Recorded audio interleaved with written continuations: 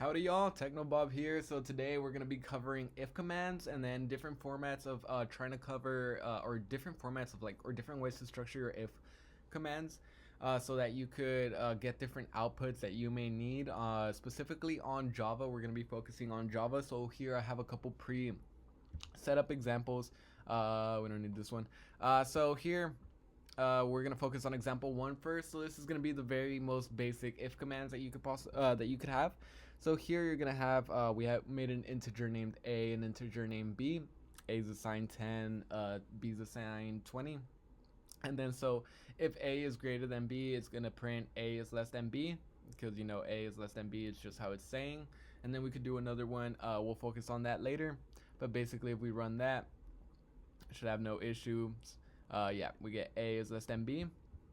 So if we change this and make this whenever we run it, it won't actually print anything because it will actually bypass it whenever it's running this whole script. It's gonna assign it a is 10, b is 20. Is a greater than b? No, it's not. So it's gonna continue without going with what's inside of the if. So that's what's really powerful about if commands. And then from here we could go ahead and kind of stretch out a little bit more and kind of figure out more about these different type of if commands. Something to take into account, since we're doing less than and equal to already, we could go ahead and put an equals or an equal sign here if we wanted to say a is less than or equal to b, or vice versa if we wanted to do a is greater than or equal to b in this case. So if we make this and we make this 10, now if we run this command, it should work. You know, a is less than b, or in this case I guess we could write equals. That's just depending on the string, whatever we want it to print, we could just put in the string. So if we wanted to say equals, which this shouldn't be true, we could we're not going to focus on the logic, or you know, the logic of the example, but just trying to show the fact that if it's equal to and you set it equal to, it'll work. But moving on to a more greater example, example 2. Here we're gonna go ahead and let me uncomment this. So here we're introducing the else. So if commands could have if, else if. I know in Python it's elif, but here it's gonna be else if. But here we're just gonna be working with an else command. So here, if a is greater than b, it's gonna print a is greater than b, and then if not, or if it's not that, then it will print a is not greater than b. So the main issue with this, we could see here, or if I could run this script, is that it'll print this statement even though you know this is not true.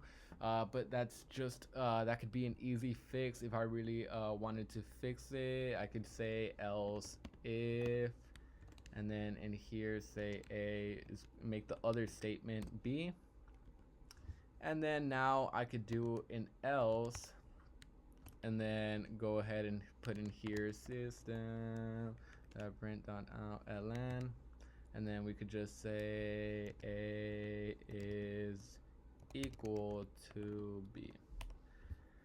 So it would just depend, you know, now whenever I run this, it's gonna work no matter what. But then, you know, if I have this equal to, it would change it. If I have this equal to, actually, this could bring a good example I could go ahead and explain. So if I run that, since the way that all programming languages work is whenever they run it, it's gonna run line by line. So your first line, your second line, and then here else if a is greater than or equal to b, so this is equal, so it's going to print this one without going to the else. So here what I'm trying to show is that if you have an if this if is true, it bypasses all of these. If this else if is true, or if this is false, then it'll go to the next else if this else if is, or you know, the next if is true, then it'll bypass anything that is like another else or else if. So that's another main thing, big thing to take into account. If I want an if inside of an if, I would have to write another if command inside of my script. So that's just something to take into account whenever you're writing your scripts. But that's kind of a big thing that I wanted to show with this example. Moving on to our next example. Here, let me go ahead and comment all this out so we could just focus on example 3. So here, we have A is equal to 10, B is equal to 20, same thing. Kind of just covering the same things that I was describing. However, here we chose to do a different approach. Here we're saying if A is equal to B, then we're going to print the A is equal to B. So here what I really want to hammer down is just if you want to say a statement. So like here, whenever we use one equal sign, that's just basically saying assign this value. So assign what was before it as the value in front of it. So, I could assign this as A, like, A assign B as A, or, if you wanted to assign, or basically just for assigning things, that's the way, one equal sign is going to work. And then if you want to do a true or false statement, or, prove if it's equal, you're asking if it's equal, you're not trying to state that it's equal. You're going to use a double equal sign. That's the very important sign. And if you used other programming languages, it might not be too different. I know some other languages do 3 equal signs, but here we're going to be using double equal signs. That's the main important thing whenever coding in Java. And then moving on to nested if statements. This was what I was discussing. If you want to have an if command inside of an if command, that would be more professionally called nested if statements. So that way that this would work is if A is greater than B, and if A is greater than A. So here if we say this is 1, this won't print anything because is A greater than B? Is A greater than 10? Yes, it is. Or no, it's not. So no, it's not. So it won't print it out. But if we yes, it is. Yes, it is. So this is true. However, A is not greater than 5, so it won't actually get to this print command. However, if I do change this to something like 6, for example, print this out, and then it will print this. So that's how nested works. It runs, the one that's inside it first, and this has to be true, and then this one has to be true in order for this to run. But then you could also do a print out here. If I do a print out here, I could just say I'm a print anything. So basically now if this is true, if this one is true, regardless of this one being true or not, this is going to print. However, this won't print unless this is true, and then just by the order that it is, this is going to run first, and if it's true, this is going to print first, and then this is going to print. So that's kind of going over nested if statements. Now let's move on. Let me comment this one out. So checking multiple concerns with logic and. So, I'll just leave, let's just go at them one at a time so we don't get confused. So here, this is a very important thing. If you want to do if commands that you want to do if this and this, or if this or this, like and or conditional statements, you're going to have to use a double and sign if you want to do an and. So if A is greater than B, and if A is greater than 5. So this is kind of similar to the nested. However, you want to make it just 1. You could just go ahead and turn it like this. So here, this will print out. However, if this is 1 again, it won't print anything out. So it works pretty similar to the other one. It just depends on how you're wanting to break it down. Maybe like in this one, excuse me, on this one you wanted to print something if one of the conditions is true.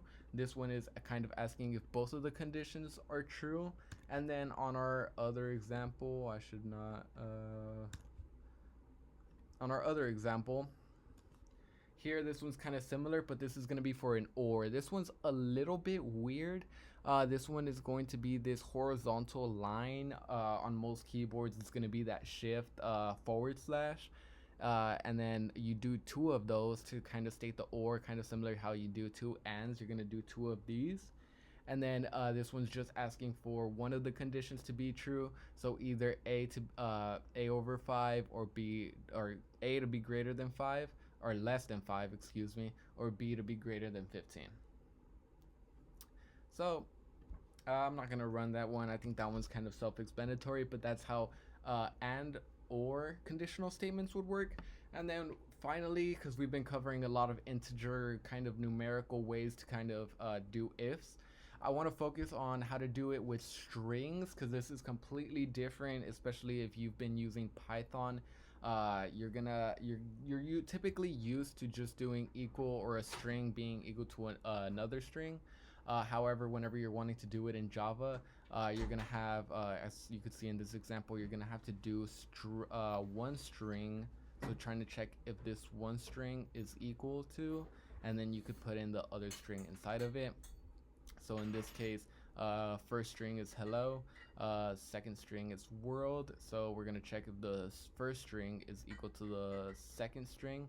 So that one's not true. And then, I mean, if I run the code, it'll tell me that they're not equal to. However, if I do hello, it'll say that they're equal to each other. Now, something that I do want to cover is that this is character or it's associated by ASCII values. So basically saying that the character value matters, or more saying that it's more the value, or it matters if it's capitalized or not. As you can see here, a capitalized H will give me that they're not equal to, but if it's the exact same string, then it'll tell me that it is equal to. This also includes if there's a space, and then if I get rid of that space, it'll tell me that they're equal to. So it's very sensitive to those type of values, so be careful whenever you're playing around with strings and then trying to do ifs to trying to equal, or trying to see if two strings are equal to each other. But yeah, that's pretty much it for if commands on Java.